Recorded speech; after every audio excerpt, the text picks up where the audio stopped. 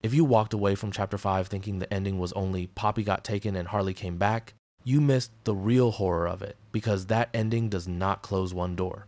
It opens 5 at the same time. It breaks the team, it changes how we see Huggy forever, it turns the prototype from a mystery into a ruler, it makes Poppy's capture feel way worse than a normal kidnapping, and then right when you think the story has no one left to lean on, it brings back the one mind you should never trust. That is why the ending hits so hard. It is not only big, it is loaded. At first, Chapter 5's ending feels fast. So fast that your brain almost treats it like a blur. Huggy and Kissy reunite. The prototype attacks them. You run. The tram sequence turns into a nightmare. The player gets hit, Poppy gets taken, Giblet pulls you back up. Then the backup turns on, Harley Sawyer appears, and the screen cuts to black. When you say it like that, it sounds almost simple, but it is not simple at all. This ending is one of those endings that gets darker the more you sit with it, because every major scene is doing more than one job. Every scene is pushing the plot forward, yes, but every scene is also changing the meaning of the characters, and that is the part that matters. The reason people keep replaying the final stretch in their heads is not just because it is intense. It is because the chapter uses the ending to quietly rewrite a lot of what we thought we understood. The best place to start is not with Harley and not even with Poppy. It is with the feeling, because the feeling of the ending tells you what the story wants from you. It wants you to leave uneasy, not satisfied. It wants you to feel like you saw hope for 1 second and then watched it get crushed before it could become real. It wants you to feel like the factory is bigger than you thought, smarter than you thought, and more alive than you thought. And once you feel that, everything else starts making more sense. By the time Chapter 5 reaches its final run, the player has already been dragged through some of the ugliest parts of Playtime Co. You lose the grab pack, you get pushed through darkness full of broken creatures, you meet allies who are barely holding themselves together. You learn more about how the experiments were made. You see what the prototype has been doing in the labs. You deal with Lily and her dollhouse and her fake party world. You watch the prototype step into the story in a much more direct way than ever before. The chapter has already made one thing clear by then. This is not just a haunted factory anymore. This is the prototype's domain. That matters, because once you understand that, the ending stops feeling like bad things randomly happen and starts feeling like a ruler protecting his kingdom. And that is exactly what the prototype looks like in this chapter. Not only a monster, not only a killer, not only some stitched together horror that crawls and stabs. He feels like a power center. He enters scenes like someone who expects to be obeyed. He speaks like someone who thinks he owns the world under the factory. He does not act like a wild animal that got loose. He acts like the thing this place has been bending toward the whole time. That is why the tea party scene matters so much before the true ending even begins. When Lily captures Poppy and Kissy and forces everyone into that twisted little performance, it feels for a second like Lily is the one in charge. It is her house, her party, her rules, her special guest. The whole scene is built around her need for approval. She wants it to be perfect. She wants the guest to be pleased. She wants the game to keep going the way she imagined it. Then the prototype arrives, and in a few seconds, the whole lie falls apart. That moment is not only there to give us a big reveal, it is there to show hierarchy. Lily is not a queen in her own house. She is just another toy in his world. The prototype does not enter like he is visiting. He enters like he is claiming the room back from a child who borrowed it. He talks to Poppy. He ignores Lily's fantasy. He damages the little pieces of comfort and control Lily built around herself. He makes it obvious that whatever this place is now, it runs on his terms. And then he attacks Poppy. That one choice tells you almost everything you need to know about the rest of the ending. Because he does not simply kill her, he hurts her, he disfigures her, he punishes her. And if he wanted her gone, that would have been the time to do it. She is right there, exposed, vulnerable, trapped. He could end her. Instead, he marks her and leaves her alive. That is not random violence. That is possession. That is control. That is the prototype telling Poppy and everyone else in the room that he decides what she is now. And once you understand that, the final act becomes easier to read. The prototype does not treat Poppy like some annoying enemy he wants removed from the board. He treats her like something important that belongs in his hands, not anyone else's. That is why the later capture matters more than a normal abduction scene would. But before we even get to that, the chapter gives us one of the most important emotional scenes in the whole series. The Huggy and Kissy reunion. This is where a lot of people first felt the ending punch them in the stomach, because the scene is set up with a kind of cruel intelligence. For most of the chapter, Huggy is a threat. That is how the story uses him. He comes back after all this time, and he is still terrifying. The chapter starts by showing you that the Chapter 1 fall did not end him. He is alive, active, and furious. That alone changes how you view him, because once the game proves he survived one impossible situation, you stop feeling safe every time he disappears. So Huggy chases you early. He keeps pressure on you. He is one of the biggest moving dangers in the whole chapter.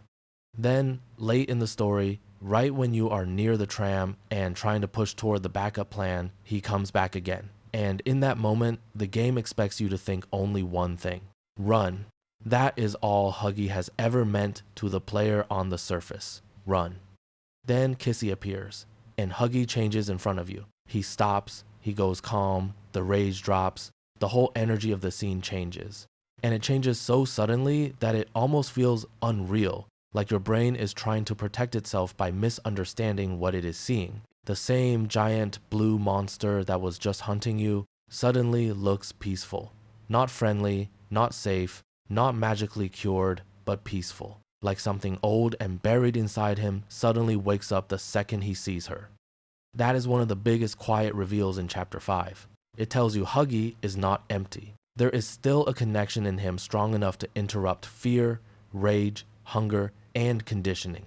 And that is huge, because the factory has always tried to strip these experiments down into roles: hunter, guard, toy, threat. But this scene says those roles are not all that is left. There are still memories, there are still bonds, there are still triggers that can pull someone back from pure monster behavior for one precious second. Kissy is not just another experiment to Huggy. She is home. The story says that without needing a single normal line of dialogue between them, and then the prototype destroys it. This is where the ending stops being only sad and becomes deeply revealing, because the prototype does not attack Huggy while Huggy is in full chase mode. He does not step in early to save the player. He waits until Huggy calms down. That timing means everything. If Huggy were only a useful weapon, the prototype would let him keep being a weapon. But the second Huggy shows that he can still feel something beyond rage and instinct. He becomes dangerous in a new way. Not dangerous to you, dangerous to the prototype. Because the scariest thing for the prototype is not a strong toy. He can use strong toys. The scariest thing for him is a strong toy that remembers love. That is how the story frames it, whether the prototype is consciously thinking it in those exact words or not. Huggy's calm is a crack in the whole system. It is proof that the toys are not fully erased. It is proof that a bond can still overpower conditioning, even if only for a moment. And once that proof exists in front of the player, the prototype has to crush it. So he attacks. Fast, brutal, without ceremony. He impales Huggy, slams him aside, and then hits Kissy too. He destroys the reunion almost before it fully forms. And in that choice, the chapter tells you something terrifying about the prototype's rule over the factory. He does not only kill threats. He kills connection. That is the kind of villain he is. If two creatures in this place can become calmer, more human, more loyal to each other than to him, then his control weakens. So the Huggy and Kissy scene is not just a sad goodbye, it is a demonstration. The prototype is showing what happens when the toys slip out of their roles. You get punished. Now this leads into one of the biggest ending questions people keep asking. Are Huggy and Kissy dead for real? The honest answer right now is that the ending does not close that case cleanly. The attack is obviously severe. It looks terrible. It is meant to hurt. But the scene is also chaotic and intentionally unresolved. The story does not give you a slow confirmation. It does not stop and let you inspect bodies. It does not even give you a neat later line that closes the subject. In fact, The uncertainty around Kissy afterward only adds to the sense that the whole tram station moment was built to keep doubt alive. And that is important. Not because uncertainty automatically means survival. It does not. But because uncertainty is a choice. The writers wanted this exact feeling. They wanted you to leave with a wound, not a full stop. They wanted Chapter 6 to inherit that question. And when you remember that Huggy already survived what looked like death once before, that question becomes even louder. If Chapter 1 taught us anything, it is that a "that should have killed him" scene is not enough to close the book on Huggy Wuggy. So if you are wondering what happens next, one answer is extremely clear already. Chapter 6 almost has to address what really happened at that tram station.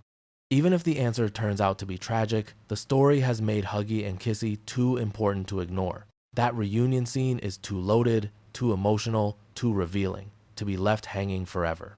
Then the chapter forces you forward, because the story does not want you to stay in grief. It wants to weaponize grief. The tram becomes the next stage of the ending. You get everyone moving. There is urgency now. The backup is still ahead. The prototype is still active. The mission should be simple on paper. Get to the server room, use the backup, finish the plan. But Chapter 5 does not do clean hope. It gives you hope just long enough to make the collapse hurt. The tram sequence is where that collapse happens. The prototype keeps coming. He does not let distance matter. He does not let momentum matter. He does not let escape feel real. Every time the chapter tries to move toward a solution, the prototype reminds you that he is faster than the plan. And that brings us into the next huge piece of the ending. The player falls into poppy gel. This moment is easy to treat like a dramatic death fake out if you are only watching the action on the surface. But the deeper meaning of it is enormous. Chapter 5 spends a lot of time building up the importance of this gel. It is tied to regeneration. It is tied to the experiment process. It is tied to how bodies change and keep going in this factory. It is not just goo. It is part of the logic of the nightmare. So when the player is critically hit and ends up submerged in it and then does not stay gone, the story is not just doing a cool horror revive. It is revealing that survival in this world is no longer normal for the player either. That should make you very uncomfortable. Because one of the strongest hidden ideas in Chapter 5 is that the line between the person moving through the story and the kinds of things the factory creates is getting less clean. The player keeps surviving situations that should end the story. Earlier chapters already stretched the idea of survival, but Chapter 5 turns it into a visible lore point. The player is not just lucky. The factory's own horrible science is now touching the protagonist directly. That does not prove one neat secret identity. The game is not suddenly shouting, "You are one of the experiments." It is doing something smarter than that. It is telling you that the player's place in the story is stranger than former employee with a tool. There is a contamination now, a link, a reason the player can keep getting pushed past normal limits. And if Chapter 6 wants to pay that off, this is where it starts. The dreamlike section around that moment helps too. It gives the feeling that the factory itself, or the process itself, or something inside this whole nightmare still needs the player alive. That feeling matters, because it means survival is no longer just a human act. It is part of the machinery of the story. And while you are still processing that, the chapter hits you with the real knife. Giblet revives you and tells you the prototype took Poppy. That line is the axis of everything that comes next. Poppy is not dead. Poppy is not missing in a vague way. Poppy was taken. And once you really sit with that, you realize why Chapter 5 ends where it does. The prototype did not only win a fight, he removed the story's most important rebel voice from the board. That is massive. Poppy is not a side character at this point. She is the one who keeps pulling the player toward the deeper truth, toward resistance, toward action. Even when she makes mistakes, even when her plans are risky, even when she is hard to fully trust, she is still the strongest force pushing against the prototype's order from inside the narrative. So by taking her, the prototype does not only hurt one person, he steals momentum. And because he hurt her earlier in Lily's dollhouse instead of killing her, the capture feels even more personal. He wants her alive. He wants her controlled. He wants her where he can reach her. This is why I keep saying Poppy's capture is worse than a normal kidnapping. In another horror story, being taken by the villain means prison. Here, it might mean something more frightening. It might mean being dragged into the prototype's version of home. That word keeps haunting the ending. Home. He talks like he built one. He talks like Poppy betrayed one. He talks like outsiders do not belong there. He talks like the lower factory, or whatever lies beyond it, is not just a hiding place. It is his world.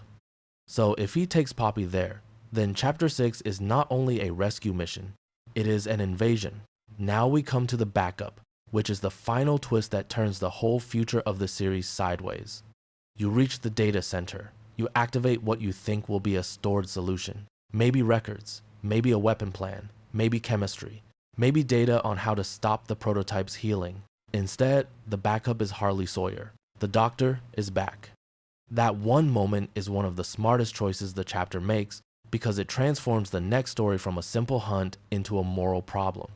If the backup had been a formula, Chapter 6 would be straight. Find the formula, make the weapon, kill the prototype, save Poppy. But Harley changes everything because Harley is not just information. Harley is a mind, a manipulative mind, a system mind, a man tied to some of the worst things Playtime Co. ever did. So the thing that may help stop the prototype is also something you should fear almost as much as the prototype. That is not a side twist. That is the new shape of the whole story. Harley's return means the next chapter becomes a forced partnership story, whether the player likes it or not. The player and Giblet have the doctor as their backup, but that backup is alive in the most dangerous way. He can think, he can talk, he can guide, he can lie, he can ask for things. He can trade, he can manipulate access, if given enough room to do it, and that is where the ending becomes truly brilliant. It does not solve the prototype problem. It gives you a different nightmare to carry into the next chapter. You need Harley. You should never trust Harley. The story is now built on those two truths sitting on top of each other. That creates a lot of possibilities for what happens next. The most obvious one is that Chapter 6 begins in the data center. That is almost certain in some form, because you do not end Chapter 5 by turning on the backup and then skip past the fallout of that decision. The first stretch of the next chapter will almost surely deal with Harley's return in practical terms. What can he access? What does he know? What does he want? How much of the system can he still touch? What does Giblet think of him? What does the player do with a helper like that standing between them and the prototype? And that is where the story can do something really tense. It can make Harley useful immediately. That would be the best move. Not because it makes him good, but because it makes him necessary. If the next chapter begins with Harley solving a problem the player cannot solve alone, then the audience is trapped in the same emotional position as the protagonist. You hate that he is back. You also know you cannot move forward without him. That is powerful horror writing. Because it turns progress into risk. Every locked door Harley opens could also mean Harley gets more access. Every system you restore so Harley can help could also be a system Harley later uses for himself. Every piece of knowledge he gives you could be true and poisoned at the same time. And if Chapter 6 wants to keep tension high across a long runtime, that is one of the best tools it could have. Now, let's talk about where the next chapter might go once it moves beyond the data center, because the ending quietly points to something bigger than another factory wing. One of the most interesting ideas around Chapter 5 is that the spaces beyond the factory walls start to matter more. You can see huge cave areas. You can sense the scale of what lies outside the normal rooms. And far away, there are hints of something that does not just look like rock and emptiness. It looks like a built place, a distant cluster, a hidden settlement. If that is intentional, and it really feels intentional, then Chapter 6 may expand the story beyond, go deeper into the next room and into something much more ambitious. Not outside in sunlight, not freedom in the normal sense, but an underground outside, a world under the factory. And that would make perfect sense for a final chapter. Chapter 5 already claimed the labs as the place where creation happened. So how do you top that? Not by adding an even deeper operating room. You top it by revealing what all of that horror was building toward. A hidden city. A false, safe place. a cavern world under the factory, a place where the prototype's idea of home finally becomes visible. That connects directly to the line about the orphans being in a better place. That line is one of the darkest things the prototype says, and it stays stuck in your head because it is so vague. If you take it in the cruelest way, it means the orphans were turned into experiments. If you take it in a stranger way, it could mean the prototype moved them somewhere he thinks is safer than the company, a hidden place under his rule. And if there really is some kind of underground settlement in the caves, then that second reading becomes a lot more possible. Imagine what that would mean for Chapter 6. You are not just chasing the villain through hallways anymore, you are entering his society. That would be one of the strongest pivots the series could make. It would keep the world feeling fresh. It would finally give the prototype a real physical domain beyond the idea of the factory. And it would make the rescue of Poppy more than just a sprint to a cage. It would turn it into a descent into the villain's worldview. And that matters because the prototype is no longer scary only because he kills. He is scary because he believes he built something worth keeping.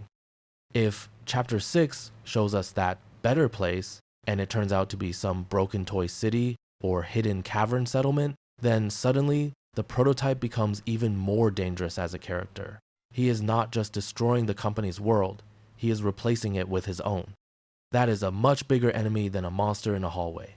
Now, Poppy's role inside that is especially important because her capture is not random. Poppy matters to the prototype for reasons that clearly go beyond simple revenge. He had chances to kill her. He did not. He hurts her, takes her, and leaves with her. That suggests he needs her alive for something. Maybe he wants to pull her back into some role he believes she belongs in. Maybe he wants to use her as a symbol inside his home.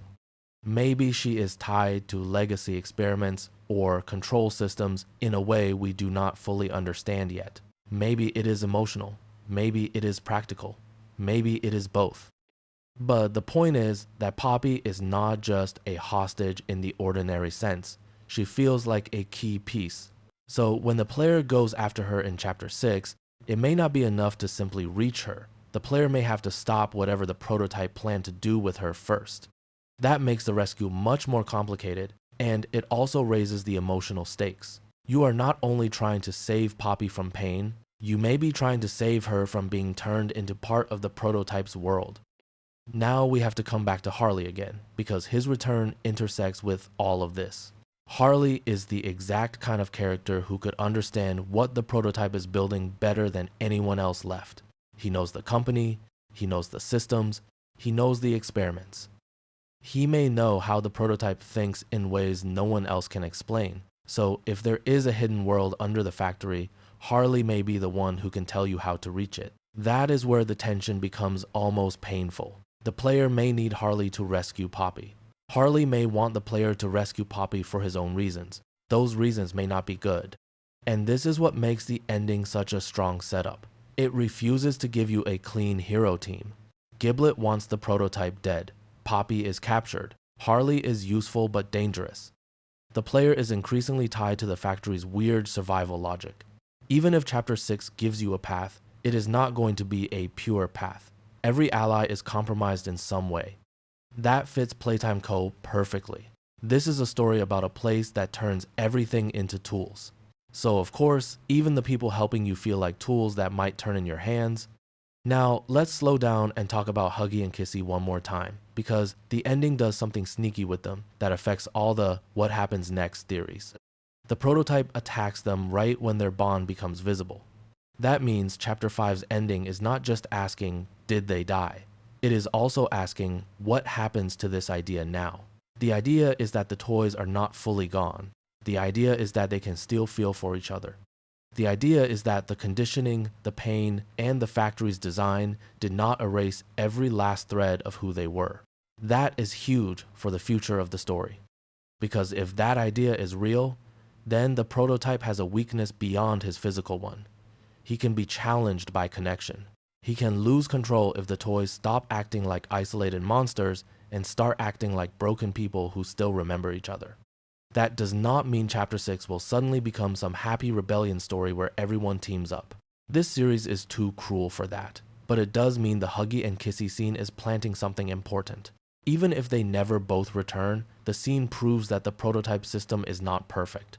And that proof matters. It changes how the whole war feels. It turns the fight from kill the final boss into break the final boss's control. That is a much stronger ending goal. And it also makes the tram station scene one of the chapter's smartest pieces of writing. The prototype is not only removing obstacles, he is trying to erase evidence. He is trying to stomp out the very idea that the toys can connect outside his order. That is why the scene is so emotionally violent. It is not only physically brutal, it is thematically brutal. It takes one of the sweetest moments in the series and smashes it before it can fully become hope. Now, since we are talking about the future, we should ask what unanswered questions Chapter 6 has to resolve if it wants to feel satisfying. One is obvious. What happened to Huggy and Kissy? Another is just as huge. What exactly is Harley's plan now that he is awake? Another one is the player's identity and link to Poppy Gel. Another is the orphans and the better place. Another is Poppy's true status after being taken. Another is the prototype's endgame. Not only what he is doing, but what he ultimately wants the world under the factory to become. And then there's the biggest one of all. How do you end this story without simply replacing one ruler with another? Because if the player uses Harley to kill the prototype, what stops Harley from trying to become the next controller of the factory? That is a very real possibility. Harley is not the kind of character who just wants to help and then disappear.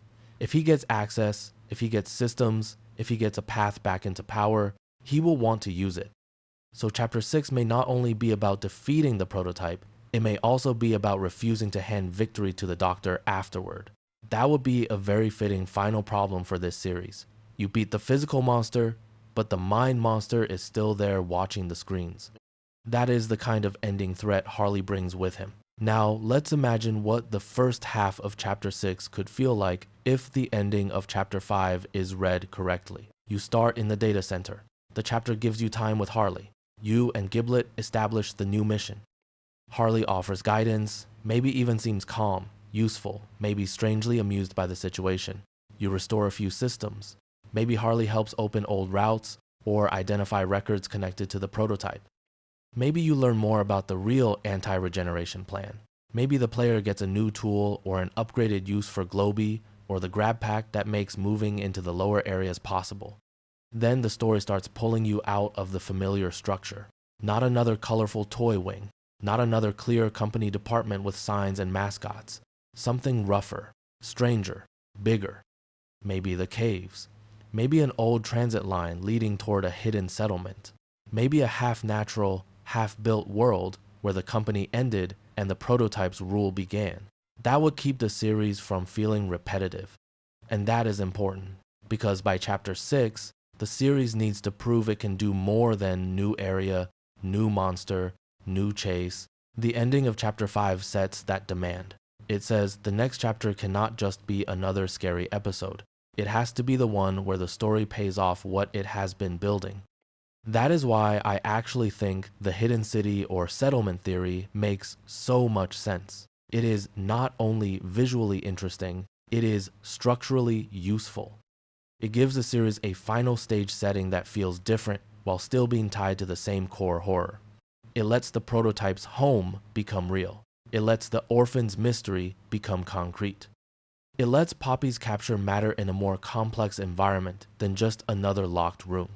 And if there are lights there, if there are signs of life there, if it feels almost safe at first, then the horror gets even stronger. Because fake safety is one of Poppy Playtime's best tricks.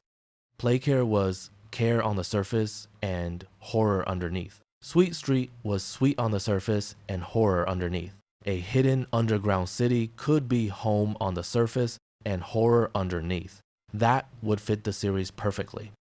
Now there's another thing the ending quietly sets up, and it is the question of whether the player can still trust Poppy completely after everything. Not because Poppy is evil or fake, but because the story has now put her in a position where she may have seen or learned things the player has not. If the prototype keeps her alive and talks to her, or shows her what he built, or tries to fix her, then when the player finally reaches her, Poppy may come back with a different understanding of the enemy, maybe more determined, maybe more shaken, maybe more desperate, but probably not unchanged. And that matters because Poppy has always been more than a victim. She is a guide, a manipulator at times, a survivor, a symbol, and maybe something even more connected to the company's oldest secrets than we fully know yet. So, Chapter 6 Rescuing Poppy is not just about getting a teammate back. It is about recovering a voice that the prototype clearly sees as dangerous enough to take personally. That is a strong setup for a confrontation later, because when Poppy and the prototype meet again, the story will have to pay off that tension directly. The tea party scene cannot be the only major conversation between them if this is really moving into the endgame. There has to be a later scene where Poppy pushes back, where the prototype's view of home is challenged, where the story finally turns their relationship into open conflict instead of just violent control, and that is why the ending feels like more than a cliffhanger. It feels like positioning. The game is putting every key character where they need to be for a finale. Poppy is in enemy hands. Harley is awake. Giblet is tied to the mission. The prototype has fully stepped into the open. The player has become harder to kill in a way that feels lore relevant. Huggy and Kissy have become emotional question marks. The factory has expanded in scale, and the orphan's mystery is still hanging like a shadow behind everything. That is not random. That is endgame board setup. Now, when people ask what happens next, they often want one clean answer. But Chapter 5's ending gives us something better than one clean answer. It gives us a map of pressures. One pressure is time. Poppy is already taken, so the mission cannot wait forever. One pressure is trust. Harley is useful, but every second he is online is dangerous. One pressure is truth. The story needs to reveal what the prototype really built. One pressure is memory. The player, Huggy, Kissy, the orphans, even Poppy herself are all tied to the idea that the factory may not have fully erased what these beings once were. One pressure is control. Whoever wins next, the player cannot allow this world to stay under the rule of something that wants to own minds and bodies. Those pressures are what the ending creates, and that is why it feels so heavy. Now, I want to spend a little more time on Harley because I think he is the part of the ending most likely to surprise people later. Right now, most fans look at his return in one of two simple ways. Either they think, good, he will help stop the prototype, or they think, great, another villain is back. But the truth is probably more complicated. Harley works best if he is both. If Chapter 6 writes him well, Harley will be the one character who can give the player a path forward while also making the player constantly nervous about where that path ends. He may know where the prototype's weakness is. He may know how to neutralize his regenerative edge. He may know how the old systems connect to whatever hidden world lies beyond the factory. He may know who the player really is in ways no one else can explain. He may know what Poppy means to the company's deeper secrets. That is all incredibly useful. It is also terrifying to place that much narrative power in a man like Harley, because a man like Harley will not give away power for free. So I think one of the smartest things Chapter 6 can do is make progress feel like a trade. Harley gives the player something, and in return, the player restores some part of the system Harley needs. Maybe not all at once, maybe in small steps. Open this route, restore that terminal, reconnect this power line. Every time it helps you, it helps him too. And before you realize it, you have not only built a path toward Poppy, you have rebuilt the Doctor's reach. That would be perfect for the themes of this story. Playtime Co. always made people solve one problem by creating another.